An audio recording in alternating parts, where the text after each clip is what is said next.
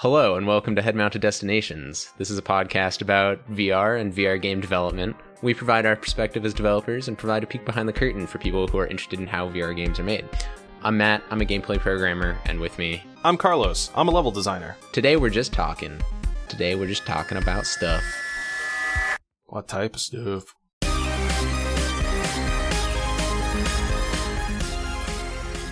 One thing that I do want to talk about is yesterday, for the first time in a long time, I got to see someone getting demoed to VR. Basically for the first time, new user. It was at a small party environment. I was like, oh, let's bring out the Quest, have people try it on. Was this like a group demo? Like you said, small party environment. Was this like you were putting it on someone in front of a whole bunch of people, or was it more of like a more one-on-one type of thing? It was like 6-ish people, and it was not my place or my Quest. It was the host. It was, I'll bring out my Quest 2 because, people are sort of interested by VR naturally. It's natural curiosity. Okay, so we have an audience we have people interested in going into the headset, and in demoing it, we now have an audience for the person who is in the headset. Yeah. Oh, did you guys have any sort of like game streaming setup? Were you able to like Chromecast it to the TV? Yeah, so it was being cast to the TV through the Oculus interface. Although, just to highlight how bad the Oculus UX is, he was like, I don't know how to cast the TV now, and spent like a minute poking around in the menus inside the headset. This is the person who owns the headset was like, where is this option? And it's like, oh, this is thrilling. Just watching someone do nothing in front of a TV trying to get it set up. I totally understand where his struggle lies, because I think I complained about it with you, when this Facebook UI change came to be and they like condensed everything into this like one shortcut module that it doesn't even call itself out. Anyway, the only reason I know how to cast is because I get clips for this show. Like, I have not really any other reason to be Chromecasting to the TV. Like, I'll look it up because I'm an enthusiast and I want to show VR to other people. But still, like, absolutely, Oculus could make things so much more straightforward. I think it's like just overly minimalist might be the word. Like, it's just overly minimalized, like all its call outs, which just makes it hard to navigate. But how did the experience continue on with this person showing off VR? I would love to know, like, what game did they show? Like, take us through this. So we finally get the casting set up, and it actually works really well. Like, the latency is low. The picture's good. It does sound and everything fine. So then we hit the next hurdle, which is, the person who owns the headset has lenses in. Corrective lenses. So this makes it very weird to wear as someone who doesn't need glasses. To the point where, like, later when I put it on, I was like, what? Like, I didn't know the lenses were in. And I was like, what is up with this? Is the IPD off? Like, something is wrong. But I imagine if someone was new to VR, they wouldn't realize something was wrong. That was, like, bad. But then... So it's like, oh, okay, I'll take the lenses out, even though it's a pain. I have to clean the lenses each time because in the process of taking the lenses out, it gets smudged. So he's reticent to take the lenses out. But we take the lenses out and then we start a Beat Saber because, for most people, the Oculus Quest is basically a Beat Saber machine. And it's the game everyone knows. It's very easy to jump into as a first-time user. Yeah, it's swords cutting through blocks and you have arrows telling you which way to cut. It's like just so straightforward. That's why a lot of people can just pick it up and understand it. Yeah, and it's fairly fun to spectate, not like, as something happening in the background. Mm-hmm. And you don't move a lot, so it's good. You're relatively constrained in the amount of space that you use. So it's a good demo game. Anyway, so he starts up Beat Saber and he has mods on. And so every time the headset comes off and gets put back on, it pops up a thing that says, hey, do you want to update? And every time he's like, no, don't hit update. It'll break all the mods. Oh, gosh. So like already, it's like every time a user is putting on the headset now, they're confronted with this like, do you want to update? And like, they don't really know how to interact with the interface potentially, but it's like, oh no, don't press update or it'll break the mods. That's not a great a great experience. So that's more of like a note to people trying to show games off to other people. Like, we as developers have to make our, content foolproof as much as we can so it doesn't fall apart. If you are showing off stuff to your friends, like, make sure you foolproofed it for your friends, right? Don't like slip the headset on and then literally they can hit the self-destruct button as soon as they put the headset on. I think the solve here is probably just pick a different game or no mods, or integrate the mods better or something. The best solve here is Oculus should introduce a feature where you can just disable updates on a game. You can be like, hey, I'll choose when to update this. Stop bugging me. Oh, yeah, the checkbox, like, don't ask me again. That would be perfect.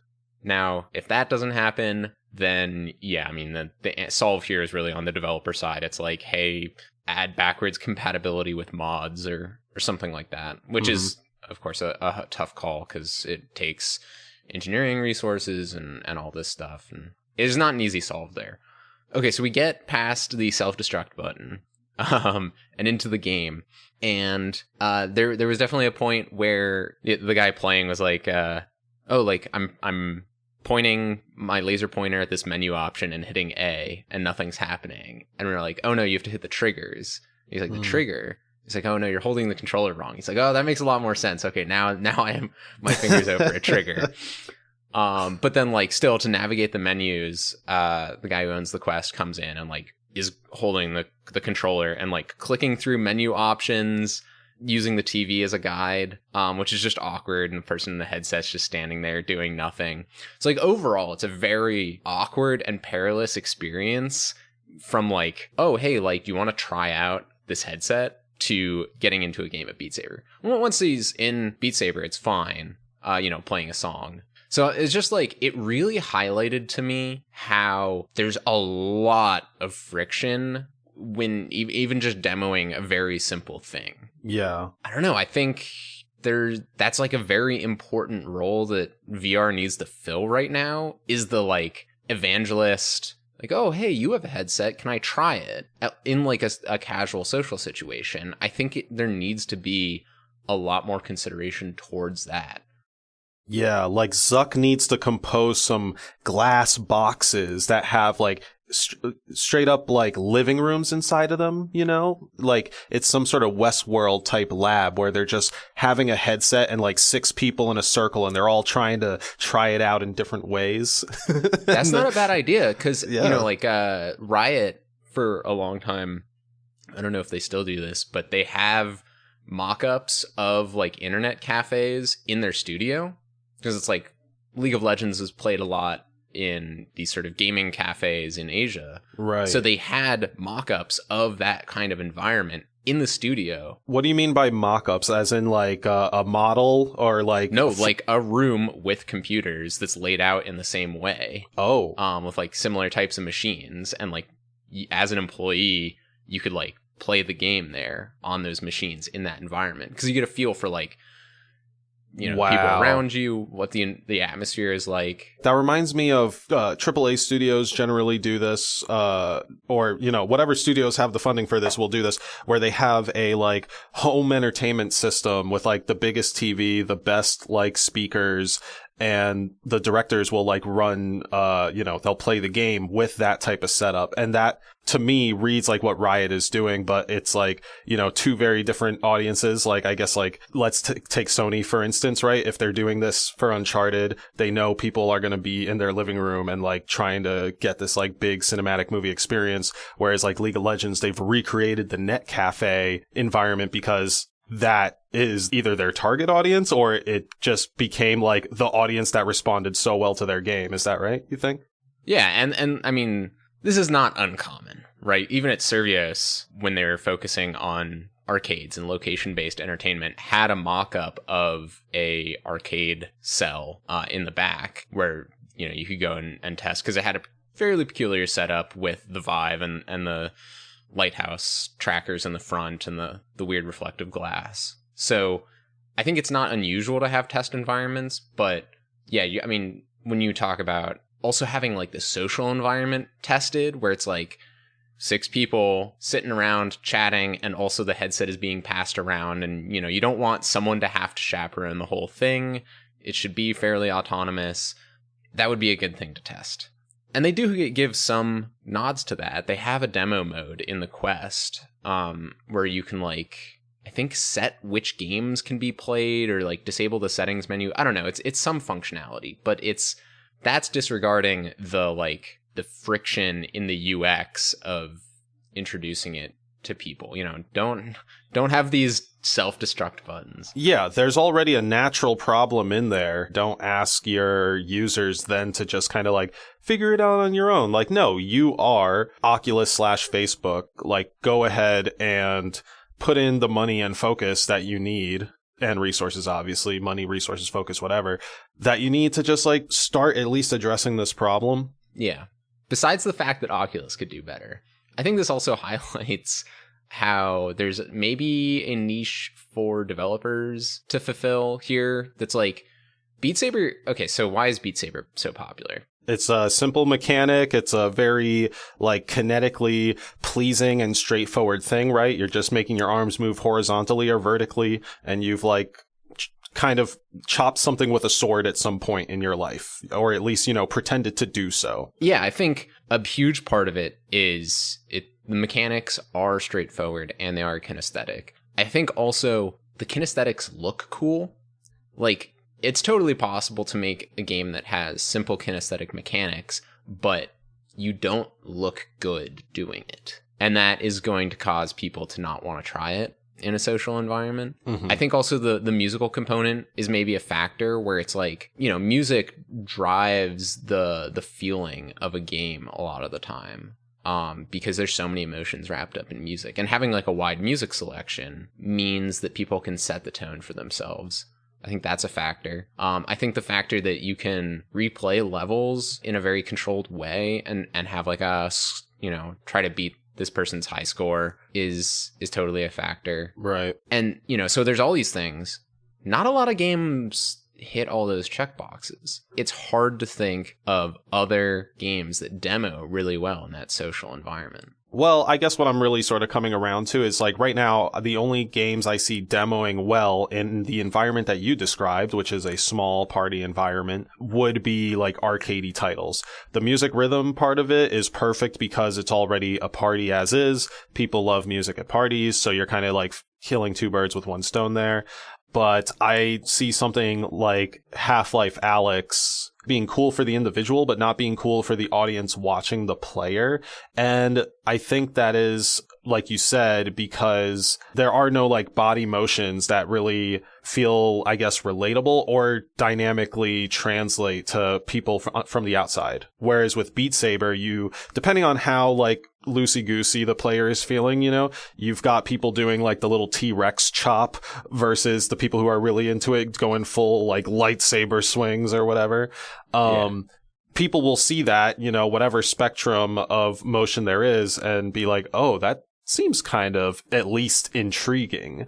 Whereas Half-Life Alyx, you're kind of taking your sonic screwdriver, which is just your regular controller, and just kind of holding it around the environment, when you're scanning for power lines. You got the gun and stuff.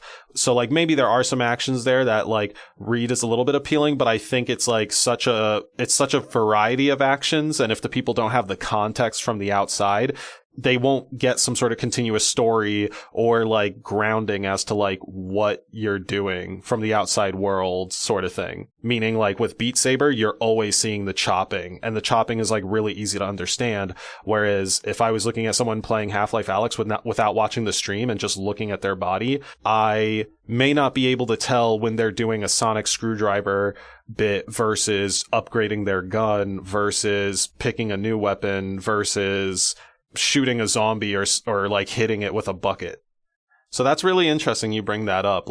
There really could be some sort of external kinesthetic hook or some sort of kinesthetic story to be told through the player's body, just in terms of if you want to catch people's eye, if you want to catch people's eye, you got to create this body motion that externally is oh, that's kind of interesting.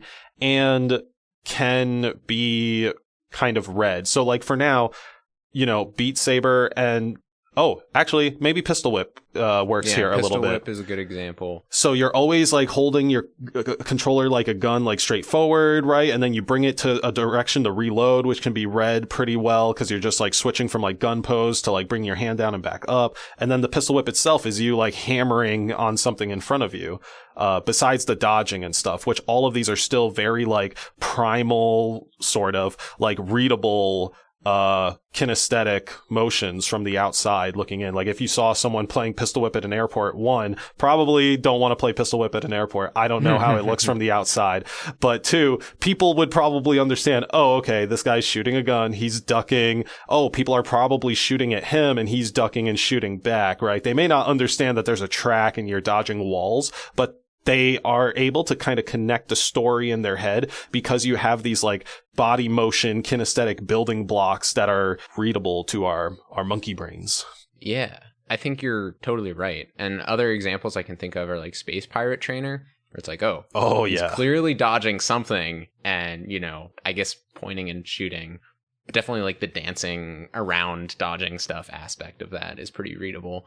And Dance Central would be a huge readable one as well. Depending on how good you are, I don't know. I think people would still understand your dancing. But what was the other game you were going to bring up? Audica. So Audica and Dance Central, I think, are good examples. Aren't those both harmonics games too?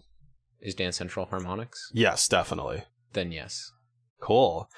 Yeah, so Audica, the rhythm shooting game, like, yep, that's very much kind of like Space Pirate Trainery in the sense that, like, okay, he has two, like, sort of guns. And I guess the Oculus controller is sort of naturally, because it has the trigger and the grip on the side. Your hand, when read from a distance, could be, like, seen as, like, oh, okay, it's kind of like holding a gun.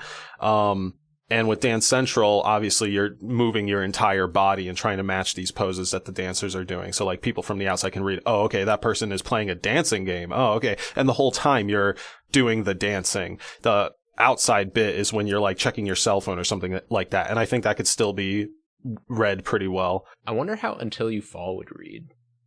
Oh, interesting.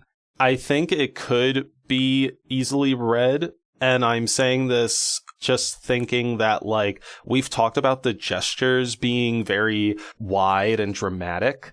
So I could imagine that reading from the outside, like, it just looks like you're sword fighting the entire time.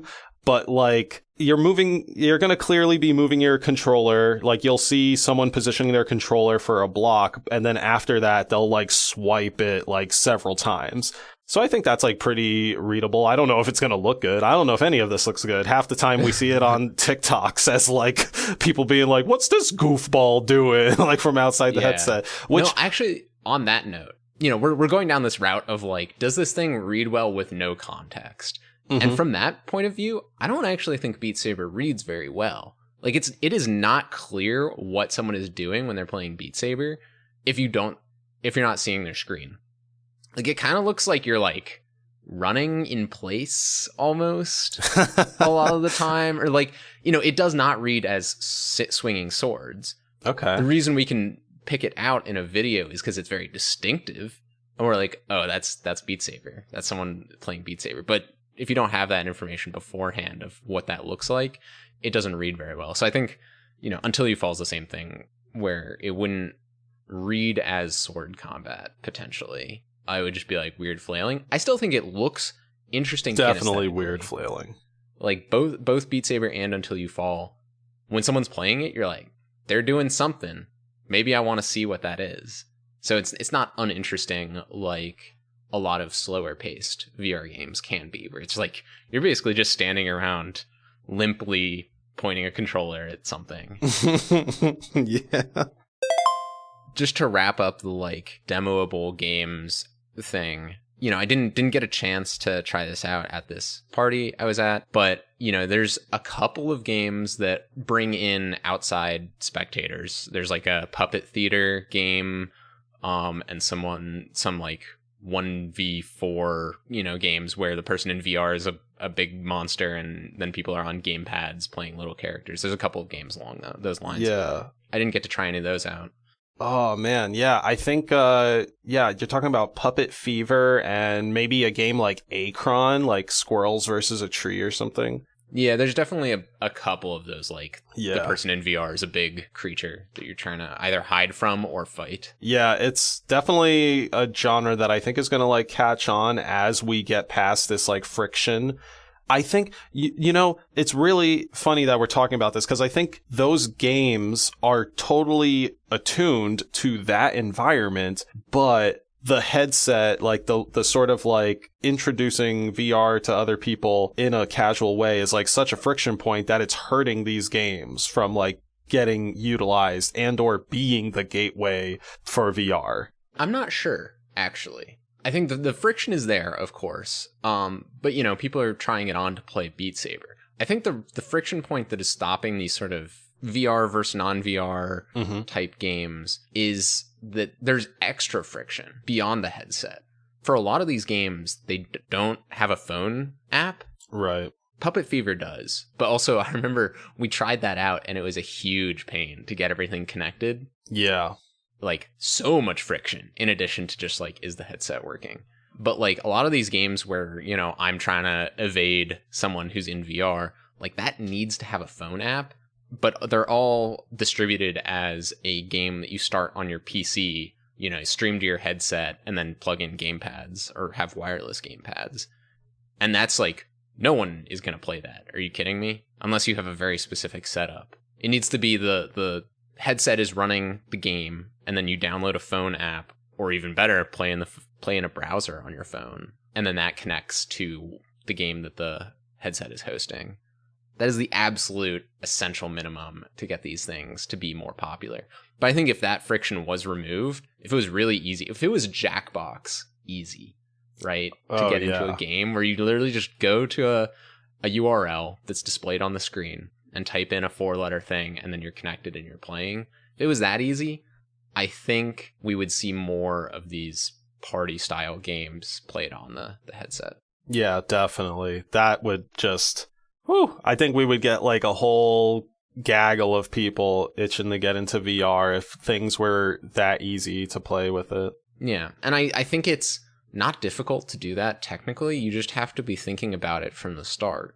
And unfortunately, I don't know if anyone has good data on really how popular those sorts of co-op games are, or VR versus non-VR. I'd imagine they are very rare. Like they're not purchased a lot. I think a lot of that is like people sort of play VR by themselves, but I can see it being a good streamer game, Stream the headset in with a like MR style overlay where it's an external camera filming you against the green screen, or just streaming the headset thing and then allowing people to connect over the internet and play in non-VR mode against this person in VR. I don't know. That sounds fun, right? Yeah, I think that would be real nice. Imagine having 64 of, you're a streamer and like 64 of your audience members can join up.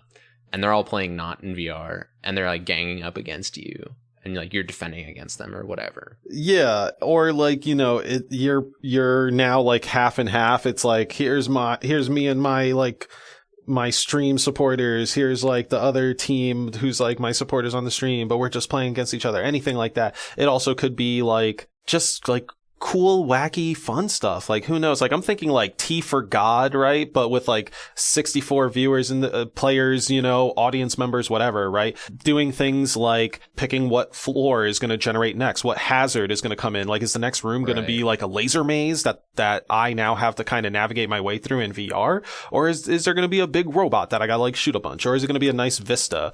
Are there going to be screen effects? Like, am I suddenly going to get the weird, druggy overlay where like my screen goes green and it starts playing like music to tell me I'm high? Or are they going to put beer goggles on me and now like I can't walk straight, like quite literally?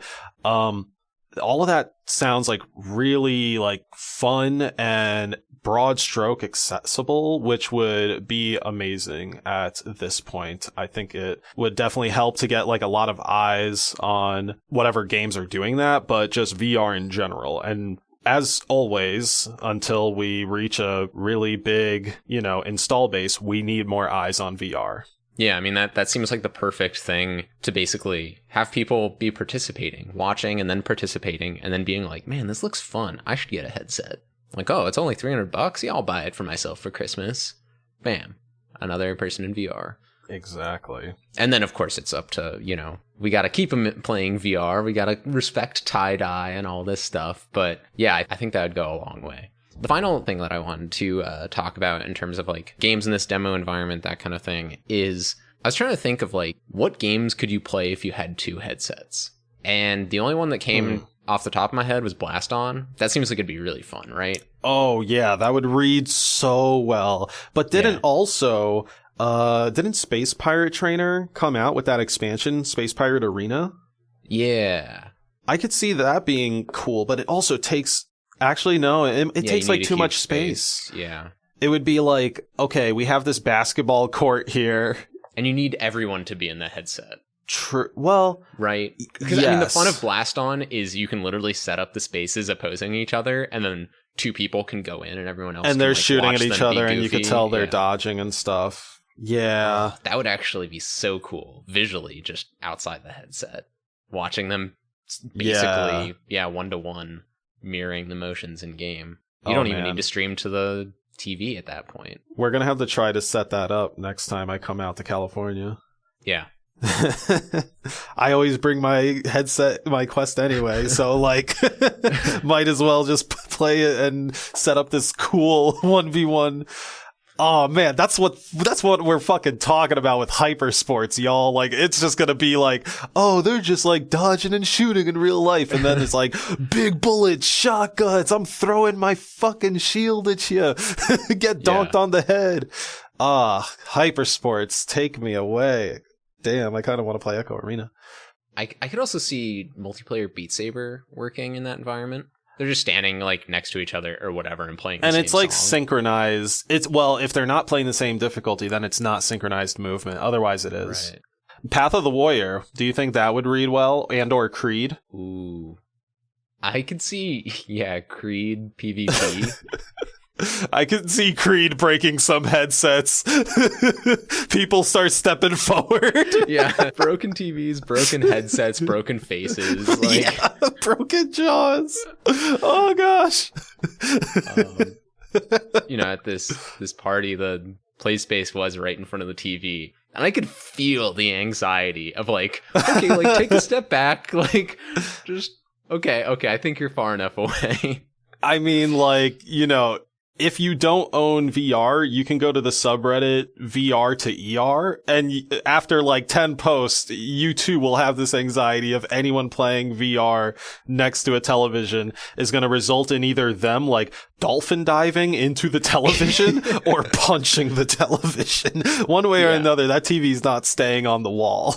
And if it's not the TV, then it's someone around them just getting fucking clocked. Oh yeah, there was this like... speaking of Beat Saber and VR to ER, there was this one like perfect timing gif where you see, I think there's this like it's like a family of 4. Dad's recording the mom's playing Beat Saber in her like Quest 2 or whatever, and like toddler who has like baby bottle is walking around the living room and perfectly walks between her arms as she's like slicing the notes and she has no clue what's going on.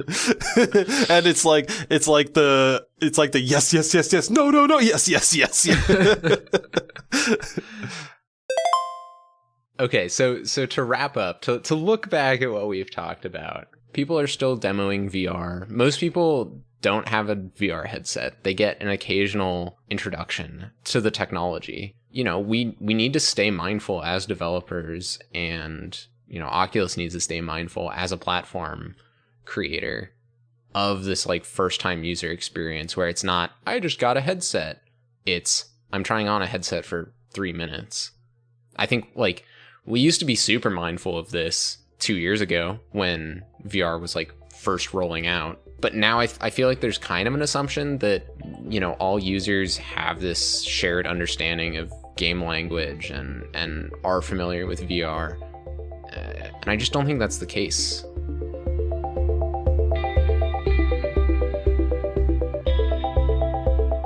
If you liked this episode of Head Mounted Destinations, please share it with your friends. Word of mouth really helps us out.